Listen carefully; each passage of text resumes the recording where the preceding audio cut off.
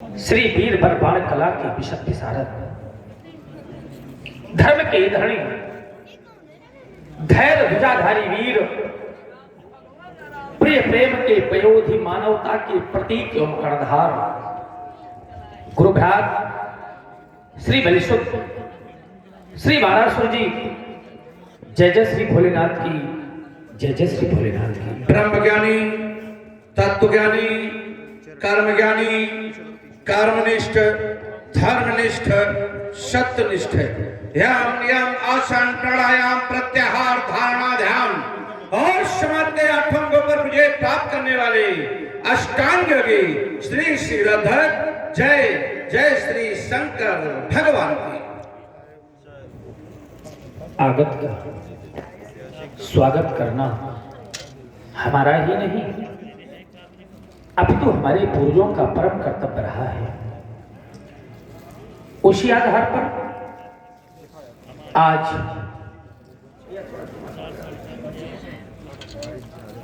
मैं अपने श्रद्धा की शब्द सुमन समर्पित कर रहा हूं। विश्वास करता हूं कि आप स्वीकारेंगे। स्वीकारें प्रियात्मन, कहें स्वीकारें। कि स्वागत है प्रिय बंधु तुम्हारा, हाँ स्वागत है प्रिय बाण तुम्हारा। लेकिन इतने में अंतःकरण को सांत्वना नहीं मिल रही, तो कहना चाहता हूं कि आओ आओ सुहृद बंधुवर और गले मिले हम हर्षाकर। और देखो ना, यह रोम रोम पुलकाए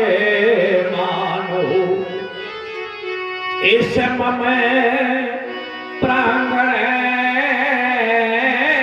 में आकर, तो अंग अंग में और नौ तरंग में वो भरे लाई उमंग धारा। अहो गुरु भ्रात बली नंदन, यह स्वागत बंधु तुम्हारा, हाँ स्वागती बंधु तुम्हारा, हाँ स्वागत बंधु तुम्हारा। शिष्टाचार के श्रद्धांश गौरव गणेशाब्द योग के प्रखर धन हो गया आपके सुंदर सुखद स्वागत से। तभी तो देखो ना, मेरे प्रत्येक रोम से ओम ओम निकलने लगा। ऐसी भावना में मैं विभूषित हो गया। स्वीकार आपका अभिनंदन, स्वीकार आपका वंदन। स्वागत में पढ़ी गई काव्य श्रृंखला,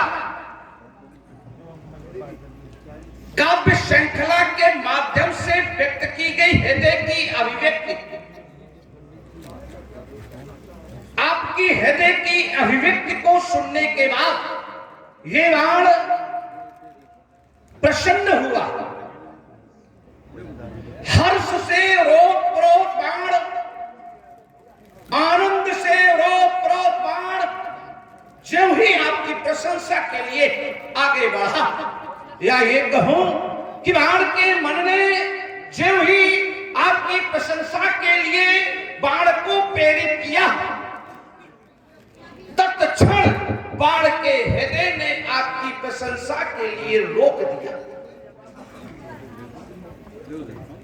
बाण का मन कहता है कि बाण आगे बढ़ करके राजा जनक की प्रशंसा में प्रशस्ति प्रस्तुत करो।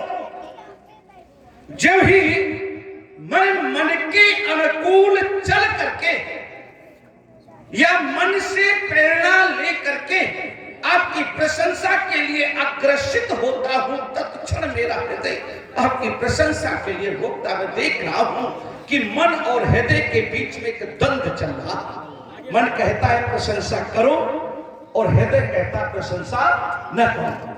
विद्वानों ने जब अध्यात्म में हृदय का चिंतन किया, विद्वानों ने अध्यात्म में जब हृदय पर अपने विचार व्यक्त किए, तो उन्होंने बताया कि ये हृदय ही तो आत्मा है।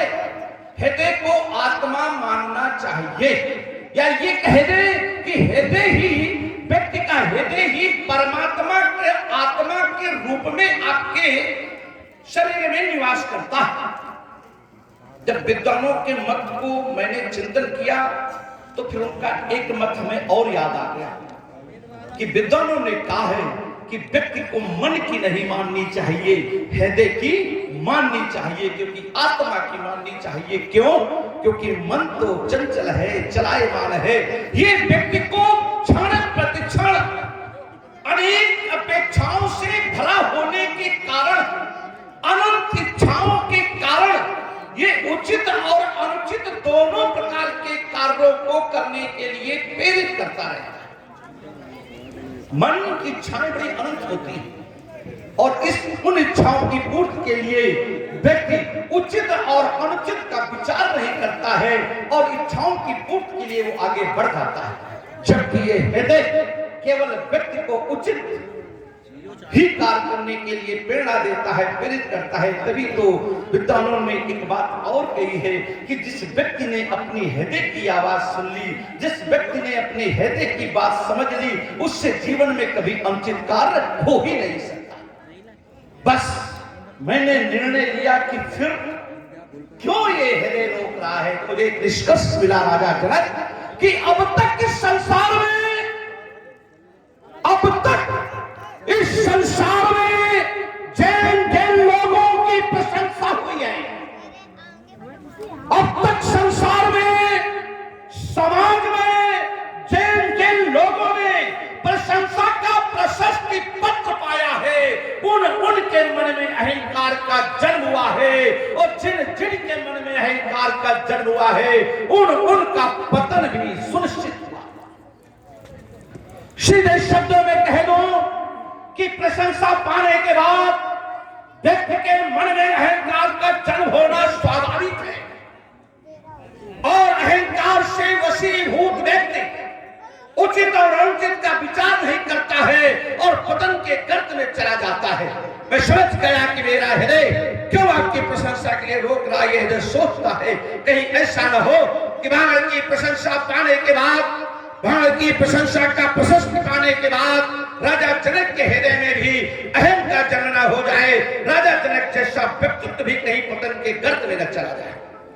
आपकी समाज के लोग सोच रहे होंगे ये तो बाणासुर की अपनी निज की सोची समझी हुई हृदय की अभिव्यक्ति है। नहीं, हमारा ध्यान एक ऐसे संत की ओर गया, एक ऐसे ऋषि की ओर गया जिसे त्रिकालज्ञ और सर्वज्ञ कहा गया, अर्थात देवों के ऋषि देवर्षि नारद की ओर पहुंचा।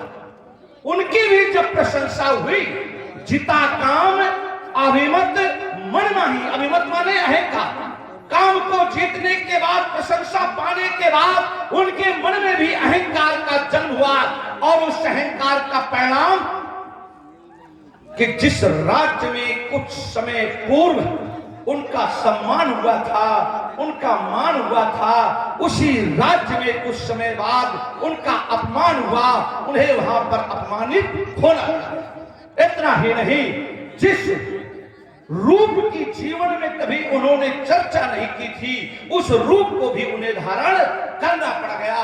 तो त्रिकालज्ञ सर्वज्ञ जब वो अहंकार के वशीभूत हो गए प्रशंसा पाने के बाद, ये बात हृदय सोचता है कि कहीं मेरी प्रशंसा को पाने के बाद आपके मन में भी अहंकार ना हो जाए। फिर आपकी ये समाज सोच रही होगी मेरे महात्मा राजा के द्वारा बाण का स्वागत और सम्मान,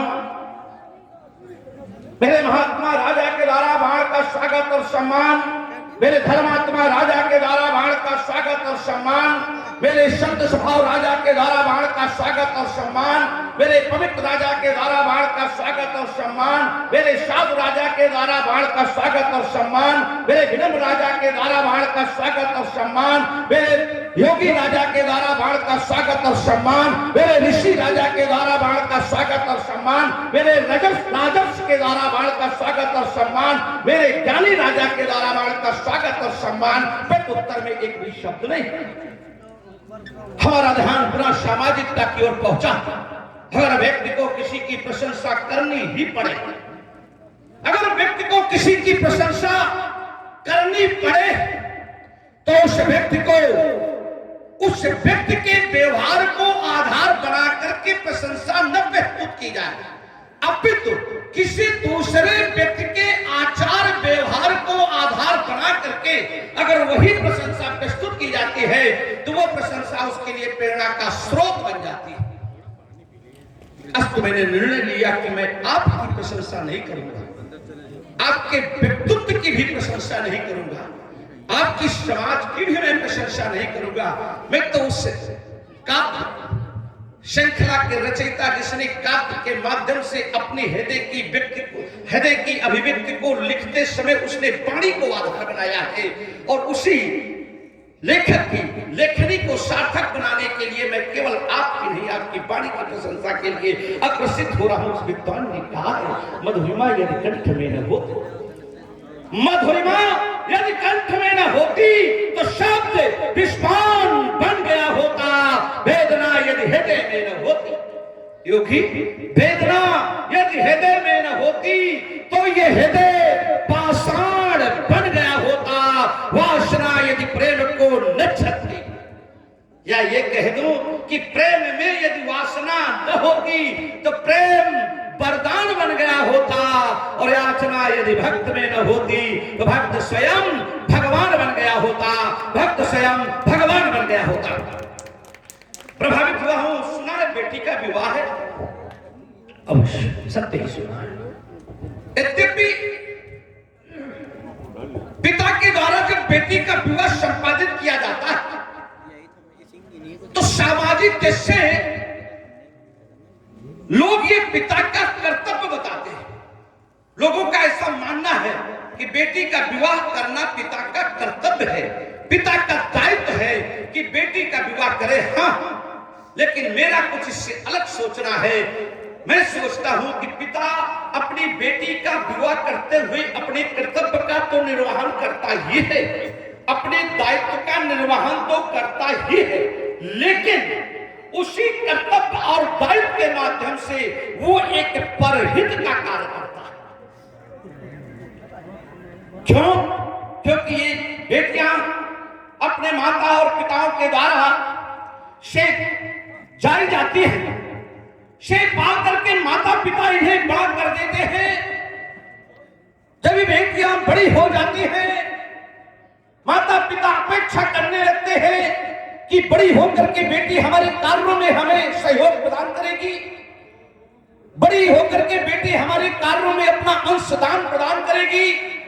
उसी समय सांसारिक बंधनों में बंधा होने के कारण ये मानव अपनी प्यारी दुलारी लाडली बेटियों को दूसरे परिवार को समर्पित कर देता है, और जिस परिवार में वो बेटियां पहुंचती हैं उसे समाज में मान दिलाती है, उसे समाज में सम्मान दिलाती है, उसे समाज में वैभवशाली बनाती है।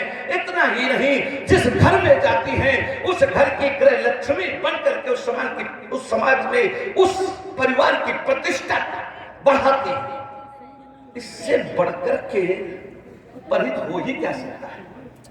किसी को हम धन दौलत तो बहुत दे दी और मान सम्मान प्रतिष्ठा न दे तो क्या उस धन दौलत का कोई मूल्य है?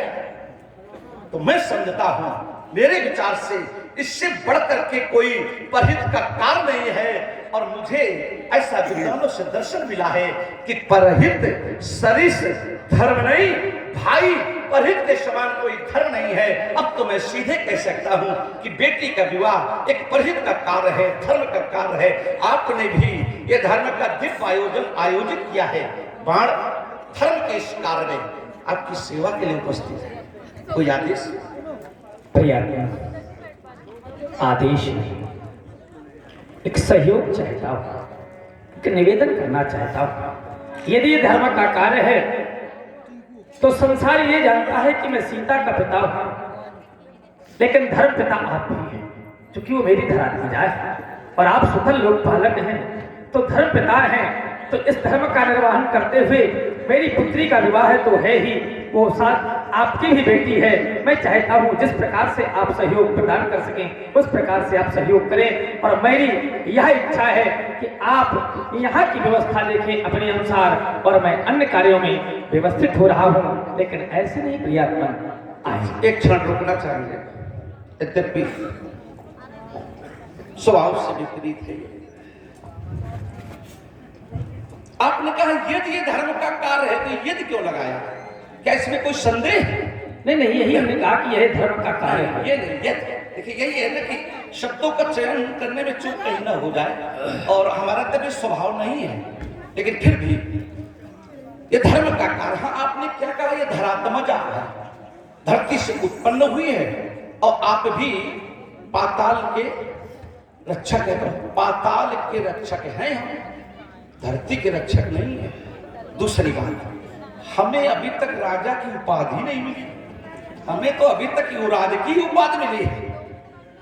लेकिन फिर भी आप धर्म पिता। हाँ, नहीं धर्म पिता नहीं, ये कहो कि धर्म भाई है, क्योंकि पृथ्वी की ये बेटी है और मुझे युवराज की उपाधि है, तो हम ये कहेंगे कि हमारा और पृथ्वी से माता और पुत्र का संबंध है, और धरती की वो पुत्री है, तो आपकी पुत्री से हमारा भाई